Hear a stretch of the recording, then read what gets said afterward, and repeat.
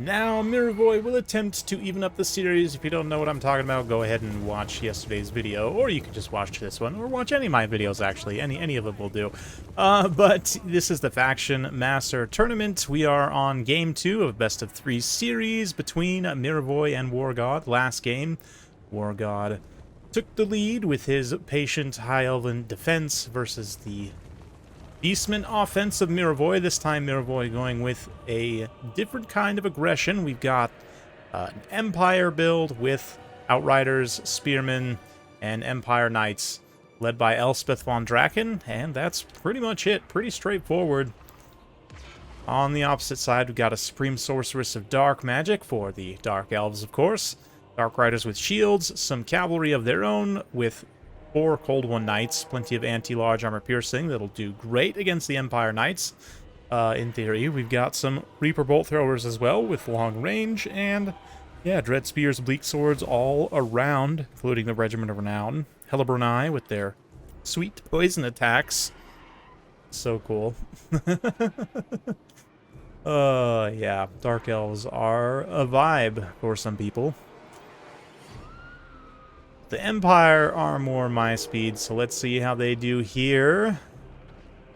Bolt Thrower is going to be opening up and getting some contact on the Outriders initially. Elspeth also looks like maybe took a few volleys there, but honestly, the Bolt Throwers want to shoot at the Outriders. That is completely fine. Elspeth will just move up here, cackle, cast some spells, maybe do a little breath attack action. Oh, we're going to see a nice Fate of Buna here, just deleting one of these Cold One Knights, trying to even out the cavalry engagement from a win condition perspective. This is very smart. Just, yeah, these are the most dangerous unit, one of the most dangerous units, at least, to Miravoy's build here, so he's just getting rid of them.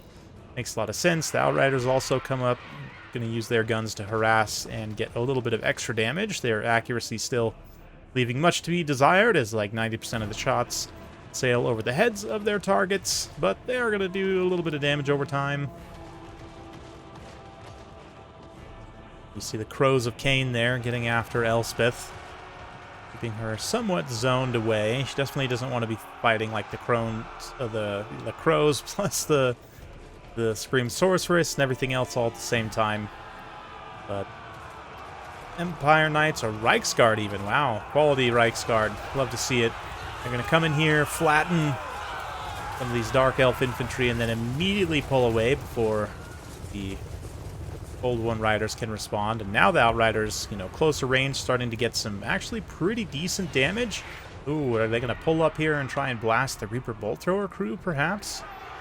A wide view and see about the targeting indicators. Nope, they're actually just going to pull away as the Bleak Swords kind of screen them. Yeah, one unit of Outriders basically been worn down completely by the Bolt Throwers. But again, from like a value perspective, it's one of the cheaper targets Bolt Throwers could be shooting at, so definitely makes a lot of sense. But you can see sort of the intention of the last game similarly playing out here, which is Miravoy's trying to draw Wargod out of position, kind of pick them apart. And yeah, the Cold One Knights will make some contact here with the Outriders, but immediately we see the response from the State Troops, the Empire Knights countercharging in. I see another Fate of Buna, so again, this is part of this whole ranged rush, if you will. The Empire, some hybrid warfare here, trying to target out the key units they need done, and then once those are sufficiently weakened, they can engage with their own heavy cavalry in order to flatten Dark Elf infantry. Yeah, the Cold One Knights here, one unit down, one unit basically down on the far left. And then this one here is also routed, so only really one Cold One Knight remaining. Quick land there by Elspeth's Dragon is going to proc a terror route on all these units.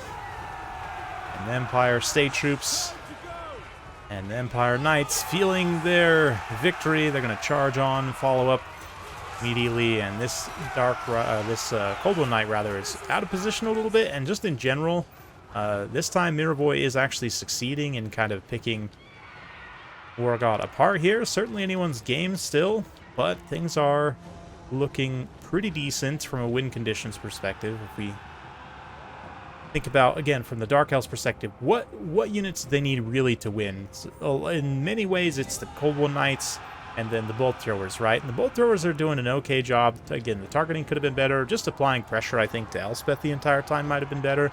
Try and keep her zoned away as much as possible. She's also the most high-value target by far on the field, and taking her out gives extra leadership benefits and everything else. But right now, the Empire... Yeah, the Empire Knights and Reiksguard are still decently healthy in comparison to their Dark Elf counterparts, so they can come in here and silence this artillery, the rest of the infantry, relatively easily. There's really just the one unit of Cold One Knights left, which Outriders are going to pull up here in this tiny little patch of dead trees, sight their repeater carbines, and let loose. A couple of rogue Dark Riders moving into the forest here as well to disrupt, not allow the Outriders a clean firing angle, but nonetheless, Empire Knights are here to push back the Dark Riders themselves. Cold One Knights also landing.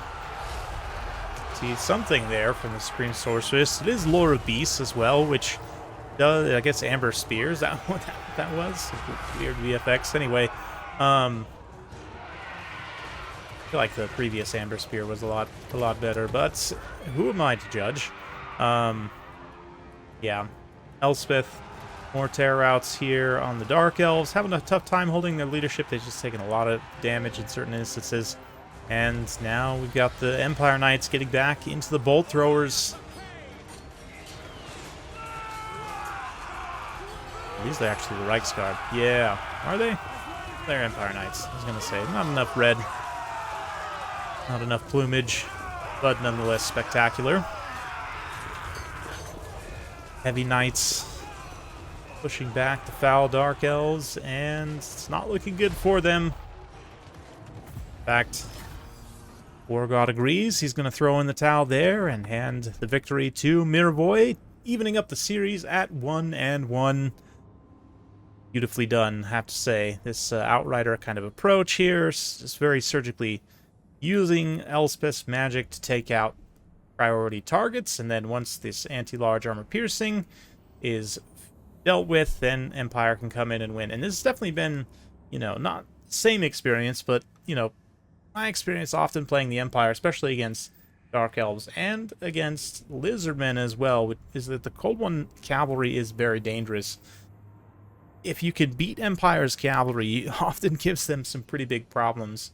And, you know, Dark Elves, Lizardmen, I would say to a greater extent, because the regular Cold Ones are even more cost-effective. But the Cold One Knights still, you know, over time, especially after buffs, do trade quite well in that specific instance, and that unit interaction here makes this tricky, right? So really, you know, respect to Miravoy for being able to kind of circumvent that. I mean, I guess Fate of Buna I've often called Fate of Boring because it ultimately is just a click to delete spell, but, you know, tactically can't really criticize too much for, you know, really using the tools you have available to you in a very clear and sort of intentional way to give yourself the best chance to win. I definitely appreciate that. The Outriders, those that didn't get blasted by Bolt Throwers, definitely did a great job paying for themselves in the long run. Reiksguard also didn't actually face a ton of challenges. Wow, 5 heavy cavalry also is a big thumbs up for me as a heavy cavalry enjoyer, particularly when one of them is Reiksguard. Yeah, the Reiksguard 112 kills, weren't really challenged that much in terms of, you know, taking tons of losses. I guess they probably took some HP damage as well, but generally the Empire Knights do their job of coming in, cleaning up the targets they need to.